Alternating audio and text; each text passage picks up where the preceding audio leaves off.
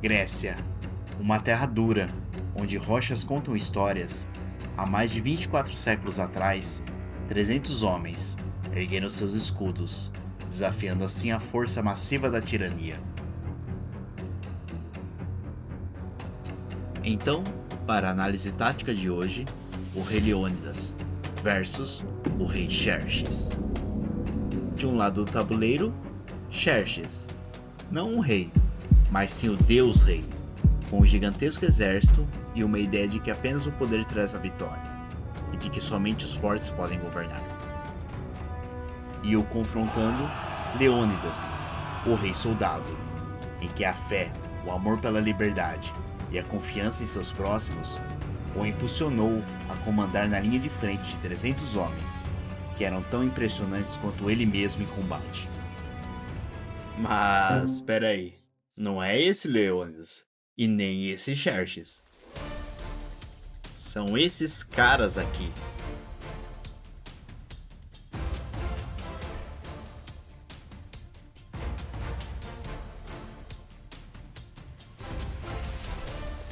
Olá, meu nome é André, e esse é o canal de review tático Jiangxi. E para essa vez, irei analisar o clássico de 1962, Os 300 de Esparta. Esquece a fantasia. Aqui, o jogo é político. Esse é um cenário onde a liberdade enfrenta a força da tirania, e a união será a palavra que determinará o vencedor. Então irei trazer os princípios de Sun Tzu em A Arte da Guerra e onde eles foram aplicados em relação ao filme. Vamos lá! O ano é 480 a.C., na Grécia, e como retrata o filme, o último reduto de liberdade ainda existente naquela época. Então eis que desembarca, próximo a Atenas, o rei Xerxes, trazendo consigo o que ele mesmo chama de seu oceano de soldados. Seu objetivo são dois: vingar a morte de seu pai e impor a vontade de colocar o mundo sob o jugo de um único rei. Mas será que ele entende o terreno onde está pisando? Logo no início do filme, nos é apresentado o rei, o imponente e ansioso Xerxes, que faz questão de comentar o seu estado ansioso. Ele quer vingar a queda de seu pai, e para isso tem pressa. Então acrescenta que, se necessário para que as tropas desembarquem mais rápido, aumentem a frequência das chicotadas nos homens. O que Sun Tzu diria sobre Xerxes como governante? Um líder deve ser sereno e inescrutável, imparcial e com autocontrole. E sobre a disposição do exército que o acompanha? Olhe para seus soldados como se fossem seus próprios filhos, e eles o seguirão até os vales mais profundos. Xerxes faz o oposto disso. As tropas dele lutam por medo do chicote, não por lealdade. Então, nos é apresentado um de seus inimigos das terras estrangeiras, um espião espartano, que é capturado enquanto observava as tropas persas que desembarcavam. Com as cenas do diálogo do espartano e o rei persa, temos a noção mais clara do choque de duas visões de mundo. Entender a diferença entre elas é entender como um exército gigantesco pode sofrer na mão de poucos. Xerxes opera sobre a premissa do choque e pavor. Ele acredita que o tamanho do seu exército quebra a vontade de lutar de qualquer nação. Então, após dialogar e demonstrar seu poder sobre a vida humana, ele libera o espartano. Mas por quê? Bom, pura guerra psicológica. Ele quer usar o inimigo como mensageiro do seu próprio grandioso terror. Sobre a escolha do espião pelos espartanos, que mesmo após ser severamente torturado não revelou informação alguma. Somente um soberano sábio e um general habilidoso são capazes de utilizar pessoas inteligentes como espiões e empregá-los, garantindo a realização de grandes feitos. E quanto a Xerxes, que tenta usar o espião para baixar a moral do inimigo, levando a informação da grandeza de sua força militar. Um governante esclarecido e um general sábio são vencedores porque suas ações se baseiam em sua vidência. A vidência não pode ser alcançada por meio de espíritos, nem deuses, nem por analogia com o passado, nem mesmo por cálculos. Depende exclusivamente dos homens que conhecem o inimigo. Então, na chance que o rei teve de melhor conhecer seus inimigos, ele preferiu mostrar a si. O espião concluiu sua missão e o rei persa perdeu uma ótima oportunidade. À primeira vista, se tem a impressão de que o rei Xerxes chegou à Grécia só com um plano. Mas olhando para a tenda de conselho de guerra dele, vemos algo muito mais complexo. Um rei de ego inflado e cercado de opiniões divididas, onde a voz da prudência é calada pelo som dos bajuladores. De um lado, os que apoiam a guerra, trazendo em destaque palavras como divino e invencível. Do outro lado, os que são contra o conflito direto, trazendo como argumento a disposição das tropas e o desconhecimento do inimigo. E Xerxes, por sua vez, só conta as cabeças. O rei recompensa quem o compara a um deus e considera fraco quem o aponta a problemas reais. O resumo do conselho persa é o que chamamos de filtro de ego. A guerra é de vital importância para a nação. É o domínio da vida ou da morte, o caminho para a sobrevivência ou a destruição. É necessário avaliá-la corretamente. Existem 5 coisas que devemos conhecer para prever o desfecho de uma guerra. Primeiro, o caminho. Segundo, o tempo. Terceiro, o terreno. Quarto, a liderança. E quinto, as regras. O caminho significa aquilo que faz com que o povo esteja em harmonia com seu governante, seguindo onde for, sem temer o perigo, a vida ou a morte. O tempo significa analisar a mudança das estações. O terreno significa as distâncias, a facilidade do movimento, os espaços abertos ou fechados e a possibilidade de sobreviver. Já sobre a liderança, ela deve conter sabedoria, sinceridade, humanismo, coragem e disciplina. E sobre as regras, significam a organização, hierarquia e o aprovisionamento regular. Essas 5 coisas devem ser consideradas por cada general. Quem as sabe, vence. Quem não sabe, perde. Do lado grego, a situação não é muito mais fácil. Para tratar a questão da invasão persa, representantes das províncias gregas se reúnem em Corinto, mas aqui brilha a mente de Temístocles, o estrategista ateniense. Ele vence uma guerra política antes da primeira espada ser puxada. Enfrentando em diálogo homens que estavam paralisados pelo medo e que tinham poder total sobre suas próprias províncias, ele inicia suas palavras usando a memória da Batalha de Maratona, para substituir o pânico por esperança. Batalha essa que, mesmo em menor número, os gregos triunfaram sobre as forças persas em uma invasão que ocorreu há 10 anos atrás. Se as pessoas forem levadas a lutar pelo ímpeto, serão como rochas e toras que rolam do cume da montanha. Isso é propensão. Mas a grande sacada de Temístocles para trazer todos à guerra é o sacrifício político. Ele sabe que se Esparta lutar, todos os seguirão em campo, e para forçá-los a lutar, ele os concede o comando da poderosa frota naval de Atenas, para que os lidere tanto em terra quanto no mar. Sun Tzu define a diplomacia brilhante assim: a excelência suprema consiste em quebrar a resistência do inimigo sem lutar. Temístocles quebra a desunião grega, que era a maior arma de Xerxes, usando apenas a negociação e o foco no objetivo maior. Enquanto Temístocles, representante de Atenas, é o cálculo e a adaptação, Leônidas, o rei de Esparta, é a força e a moral. Juntos, eles contêm todas as características positivas que definiriam a excelência em um general. Esparta, por sua vez, estava dividida em 2 reis, e o outro sofria de miopia estratégica, inflado pelas opiniões dos conselheiros que preferem concentrar as tropas para defender o próprio território. Mas o rei Leônidas sabe que se o desfiladeiro de Termópilas cair, a Grécia inteira cai. Tendo uma governança dividida em opiniões e com a influência de uma festividade religiosa, o rei Leônidas foi impedido de levar o exército espartano para o confronto. Mas, então, com a intenção de cumprir sua promessa de comparecer ao combate, ele se utiliza de uma brecha na lei. Um rei espartano pode convocar um grupo composto por até 300 soldados, e esses homens devem acompanhar o rei como sua guarda pessoal. Essa guarda não está sujeita às ordens do conselho, seguindo o comando exclusivamente do rei que a convocou. O objetivo de Leônidas é o de assegurar o controle do Estreito de Termópilas, dessa forma ganhando tempo.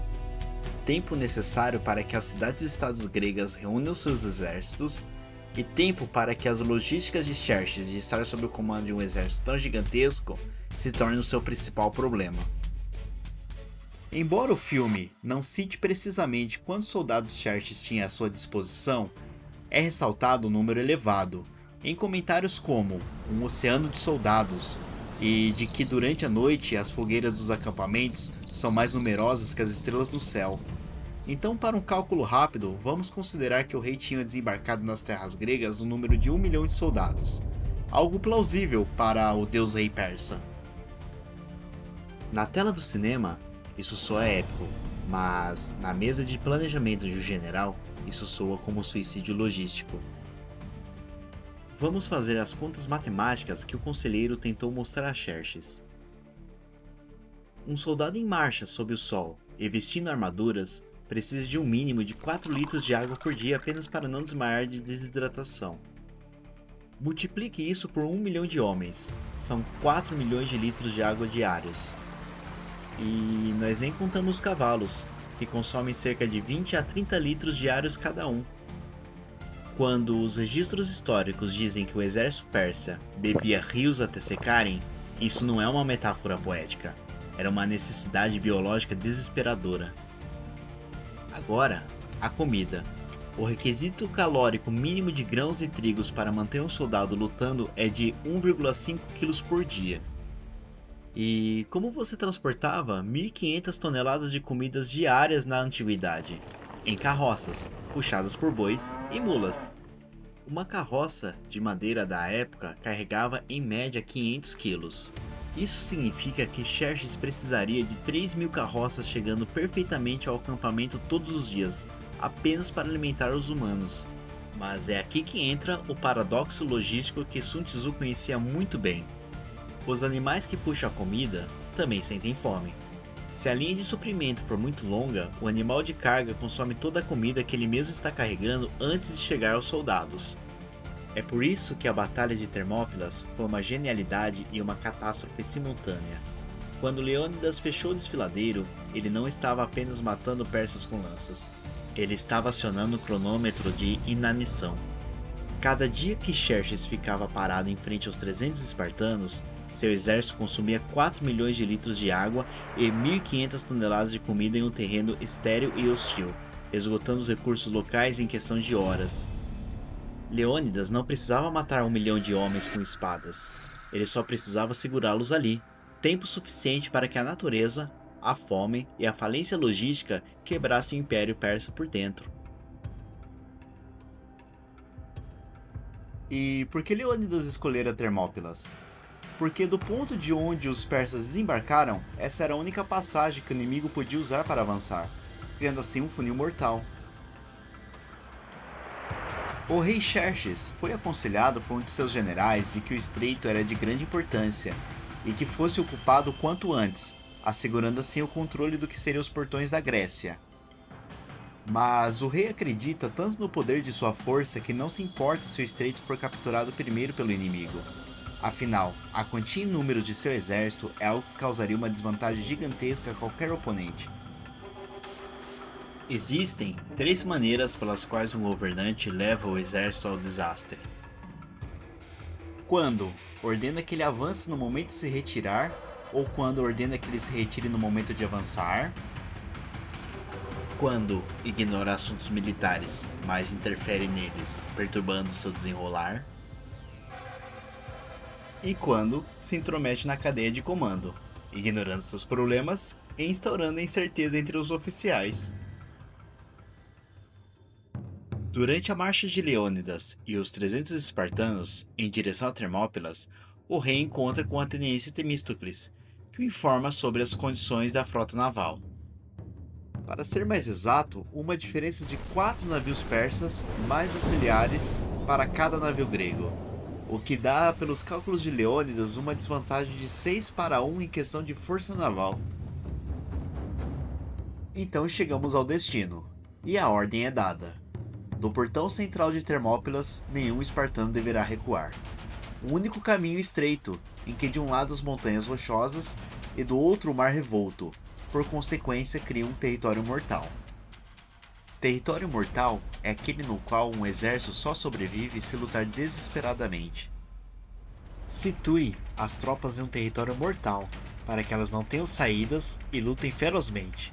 Os guerreiros darão o melhor de suas forças, não temerão o perigo e ficarão firmes. Sem opção, lutarão até a morte. Os espartanos então iniciam o processo de reconstruir a muralha dos portões de Termópilas, mas precisam ganhar tempo para isso, pois as tropas persas já estão em processo de preparar o ataque. Então Leônidas tem a ideia de um plano estratégico. Ele destaca uma quantia de seus homens e os prepara para cruzar o mar a nado e atacar o acampamento do inimigo no meio da noite, tendo como objetivo principal a tenda do rei persa, que se encontra próximo às margens. Leônidas sabe que se o rei Xerxes cair, todo o exército persa se dissipará. E assim o fazem. Durante a escura noite, os homens entram na água e avançam em direção ao acampamento. Se as tropas inimigas estão em ordem, tente bagunçá-las. Se estão unidas, semeie a discórdia. Ataque-as quando não estiverem preparadas. Apareça repentinamente. Xerxes, para a sorte do seu destino, não se encontrava em sua tenda no momento que os espartanos surgem. Então, com o objetivo principal frustrado, o de derrubar o rei, os espartanos partem para o ataque às tendas dos soldados persas, queimando-as, causando assim uma enorme desordem no acampamento. Com essa investida, os espartanos ganham tempo esse que os persas precisariam para se reorganizarem. Então, o dia seguinte veio, e com ele tambores, sons que anunciam o confronto que está por vir, a marcha da poderosa força de soldados escravos contra Leônidas e seus 300 guerreiros. Do topo da colina, o Deus Rei, e sob seus olhos a visão que ele mesmo disse fazer questão de presenciar, a de ver homens se enfrentando em seu nome. Para o confronto, o general de Xerxes anuncia que eles contam com a disposição de 20.000 soldados, e que o restante de seu exército estará pronto para marchar assim que o estreito for liberado. Então estamos falando de 300 soldados espartanos contra 20.000 persas, o que dá uma diferença de aproximadamente 66 persas para cada espartano. O rei Xerxes usa uma tática do engano para atacar. Seu objetivo é o de simular uma investida frontal da infantaria, mas que na verdade seria uma carga de cavalaria. Com um ataque surpresa desses, as linhas de frente espartanas seriam esmagadas, e dessa forma a infantaria persa poderia avançar apenas tendo que lidar com poucos soldados que seguiriam em pé. Mas a tática do rei Xerxes é rapidamente compreendida por Leônidas, que de forma silenciosa passa informação para o restante de seus homens, e para esse tipo de investida eles já contam até mesmo com uma formação de defesa específica.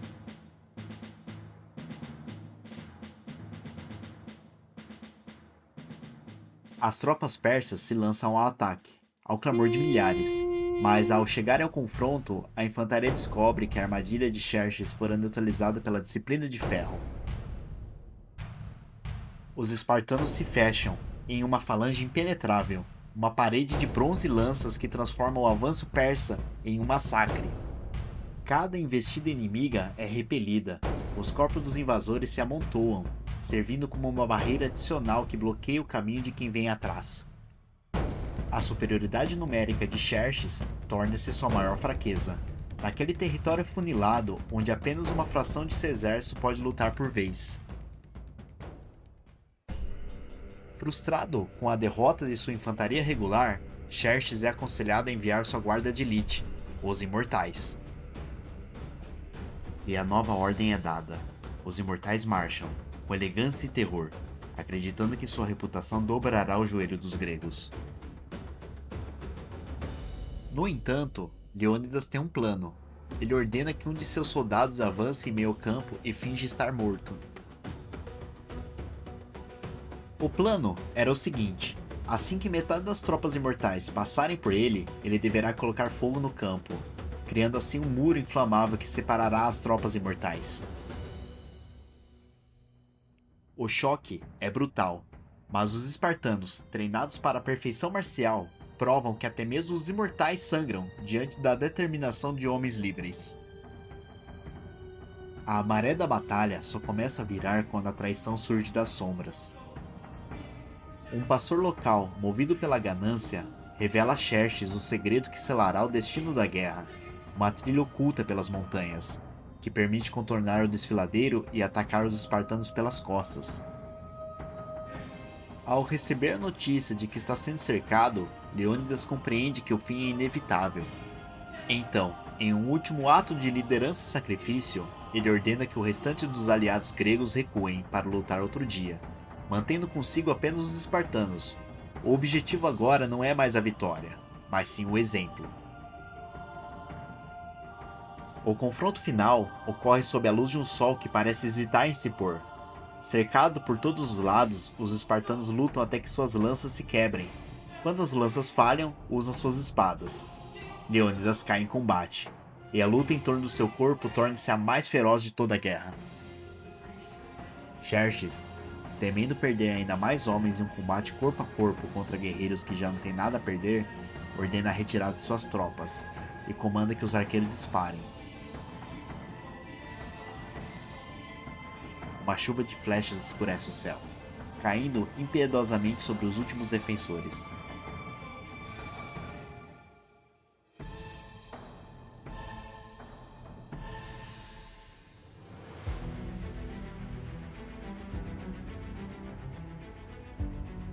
Os 300 de Esparta tombam, mas não em vão. O sacrifício de Leônidas e seus soldados compra o tempo necessário para que a Grécia se una. Enquanto os persas avançam sobre o solo manchado de sangue, eles não sentem o gosto da vitória, mas o peso do medo, sabendo que se 300 homens puderam desafiar um império, uma nação inteira os levará à ruína. O filme se encerra com a promessa de que Termópila jamais será esquecida, tornando-se o grito de liberdade, que ecoará nas vitórias gregas que virão a seguir. Esse embate entre gregos e persas nos ensina que a guerra é vencida ou perdida na mente dos comandantes, muito antes de chegar ao campo de batalha. Xerxes tinha um mundo aos seus pés, mas foi traído pela própria vaidade e por um conselho de guerra cego. Do outro lado, Temístocles e Leônidas provaram que a adaptabilidade, o sacrifício do ego e a escolha perfeita do terreno podem fazer frente a qualquer força opressora. Os soldados espartanos não tentaram ser heróis isolados. A força deles estava na coesão da falange, contra o ataque caótico dos persas. O choque foi brutal, com o poder tático despedaçando a força bruta. Até mesmo quando Xerxes perde a paciência e manda sua elite, os famosos imortais, a barreira não cede. A tática militar nos ensina que para derrotar uma formação pesada e bem entrincheirada, você precisa flanqueá-la, mas no terreno não há flancos. A montanha e o mar protegem as laterais de Esparta. A única opção de Xerxes é o ataque frontal, direto nas lanças gregas. A invencibilidade reside na defesa, a possibilidade de vitória no ataque. Defender-se indica força insuficiente, atacar, superabundância de força. Leônidas assumiu a postura defensiva absoluta, porque sabia que era ali que morava a invencibilidade tática. No último confronto, com o inimigo pela frente e pelas costas, os 300 estão totalmente cercados. Mas lembra da lei moral e do terreno da morte que discutimos anteriormente? Os espartanos não se rendem, eles lutam até que o último soldado caia. Eles morreram, mas taticamente eles cumpriram a missão de forma espetacular. Eles causaram baixas absurdas do exército persa, atrasando o avanço do inimigo. e provaram para toda a Grécia que o deus rei Xerxes podia sim sangrar. Os 300 de Esparta de 1962 nos entrega a verdadeira essência da Guerra Antiga. Não apenas heróis brilhantes, mas generais lutando com o terreno, a disciplina, os erros dos oponentes e a política. Leônidas nos mostrou que com um punhado de homens disciplinados e com o terreno a seu favor, se pode segurar o mundo. E se você curtiu essa análise, deixe o like para fortalecer o projeto. Inscreva-se no Jianchi e me conte aqui embaixo. Se você estivesse no comando persa, que tática usaria para passar pelo muro espartano? Então, até a próxima análise e muito obrigado!